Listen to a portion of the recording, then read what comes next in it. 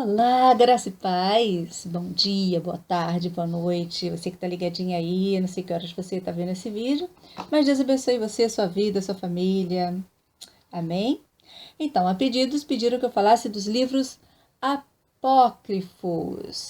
Olha só, eu não sou expert em escatologia, não sou expert em teologia, nada disso.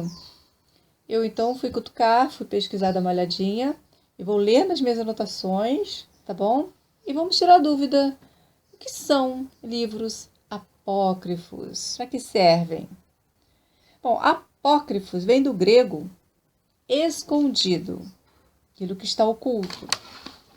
Esses livros apócrifos foram julgados pela tradição como não inspirados por Deus e, por causa disso, não foram incluídos nos livros bíblicos. Então, o que são? Para que servem? Por que não estão em todas as Bíblias? Em algumas.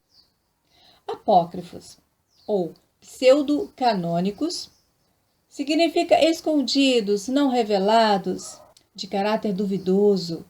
Eles não fazem parte do cânon sagrado.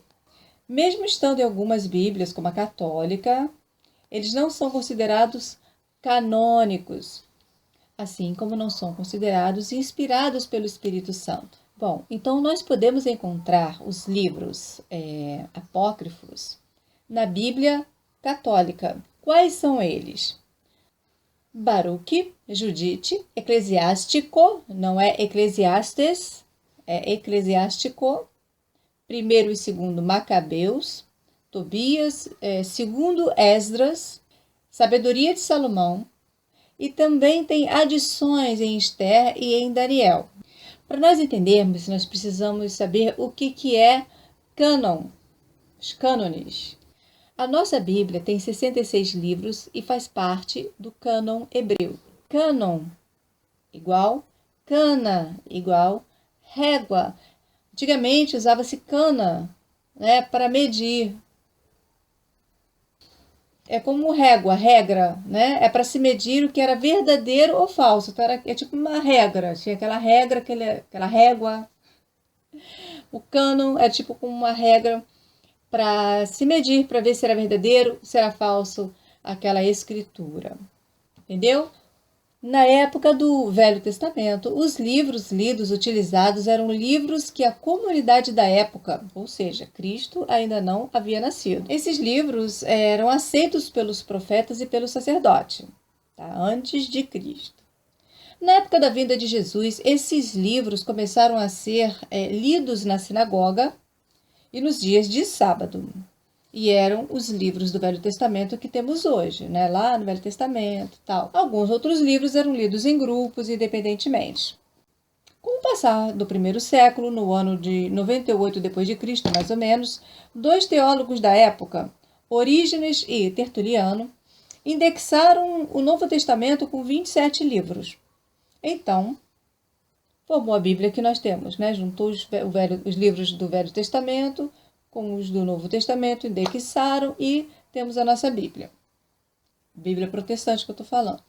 Então, formou a nossa Bíblia, que temos hoje os 66 livros, Então, formou a Bíblia que nós temos, de cânon hebreu com Velho e Novo Testamento com os 66 livros. Ou seja, esses livros passaram pela análise, se era verdadeiro ou falso, por esse, no caso, o cânon hebreu.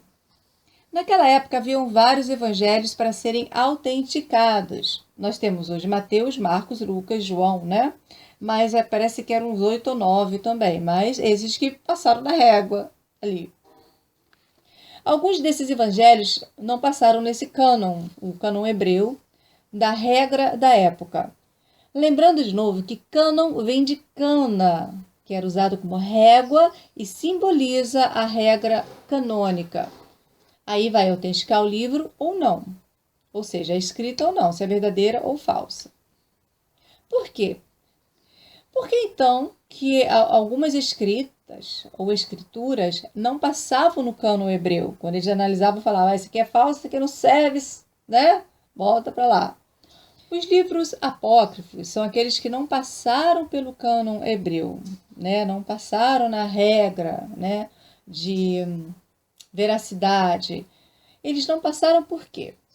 Então, tem aqui a anotaçãozinha que eu vou ler. Eles apresentam, no caso, ensinamentos que são contrários à temática da Bíblia. Contradizem o que a Bíblia fala. Depois da Reforma Protestante, a Igreja Católica começou a se preocupar e resolveram fazer um cânon definitivo. Tá? E fizeram um cânon católico. E passaram pela regra deles lá, eles analisaram, falaram, esse aqui serve, esse aqui a gente vai colocar, esse aqui não vai. Então, pelo que eles fizeram cânon católico, vamos dizer assim, eles incluíram mais alguns livros. Então, além dos 66 que já existem, nesse cânon católico, nessa análise deles, eles aprovaram que entrassem esses livros que, no caso, na Bíblia Católica, não são considerados apócrifos, como o hebraico. Esses livros que nós mencionamos são considerados apócrifos, ou seja, de caráter duvidoso, tá? Então, assim, a Bíblia Católica, ela tem a total 73 livros, contando com esses que eu acabei de falar, né? Contando com esses que eu acabei de falar, o Baruque, Judite, Eclesiástico, 1º e 2º Macabeus, Tobias, 2º Esdras, Sabedoria de Salomão. Os livros da Bíblia evangélica são livros canônicos e os livros a mais da Bíblia católica são livros deuterocanônicos, tá? Deutero é de outro, ou seja, de outro autor, né? Então, são livros de outro cânon, ou seja, de outra regra, que foi utilizado para analisar a veracidade ou não dessas escrituras. Também temos os livros de Enoque, Evangelho de Maria Madalena, de Judas e outros evangelhos que não tinham assinatura assegurada, tá? As regras canônicas asseguradas, eles não passaram. Esses livros são chamados pseudoepígrafos, ou seja, livros de falsa assinatura. Ou seja, a pessoa escreve e coloca o nome do outro. E aí não passa naquela regra canônica que foi colocada ali. Por exemplo, existia um segundo livro de Lucas, ou seja, alguém escreveu dizendo que era Lucas, mas na verdade não passava, na verdade não foi comprovada a autenticidade. Aí é chamado de pseudoepígrafo, de outra assinatura. Não são palavras minhas, eu estou lendo o que os historiadores colocaram, estudiosos colocaram, tá bom? Não estou colocando aqui a minha opinião porque eu nada sei, eu estou lendo aquilo que foi colocado, tá bom? Então, se você não concordar, vai reclamar com quem escreveu esses estudos aí. Eu só estou lendo as informações que me perguntaram e eu fui buscar. Achei interessante. Por exemplo, algumas contradições desses livros apócrifos. No livro de Tobias, 200 a.C., há uma referência de que um anjo está mentindo sobre sua origem. E nos ensinamentos de Deus, não se pode mentir, né? Deus não se agrada de mentira. Tanto que chamam que o diabo é pai da mentira. Outra contradição. No livro de Eclesiástico, 180 a.C., diz que se deve negar pão aos ímpios. Ou seja, se a pessoa é boa, você dá pão. Se a pessoa não é boa, você não dá pão. Não é assim que a palavra de Deus nos ensina, né? Nos ensina a repartir o pão com aquele que não tem. Nesse livro também de Eclesiástico, incentiva o ódio ao samaritano, sendo que na palavra de Deus nos ensina a estender a mão e ajudar aquele que precisa. Outra contradição, no livro de Tobias. No livro de Tobias também ensina magia e superstição para caso de doentes e enfermos. Não vou nem falar nada, né? No livro de Macabeus, faz referência a fazer culto aos mortos, oração pelos mortos. E também contradiz a palavra de Deus. No livro de Sabedoria, 40 depois de Cristo, a Sabedoria de Salomão, fala que a salvação é pela sabedoria, né? Já começa por aí. E nesse livro aí, Sabedoria de Salomão, tem o ensino do purgatório, que é a condição e processo de purificação ou castigo.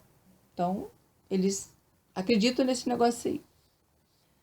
Nesse livro aí, Sabedoria de Salomão, consta o seguinte, que é a condição e processo de purificação ou castigo temporário, tal de purgatório, e que em que as almas daqueles que morrem em estado de graça são preparados para o reino dos céus.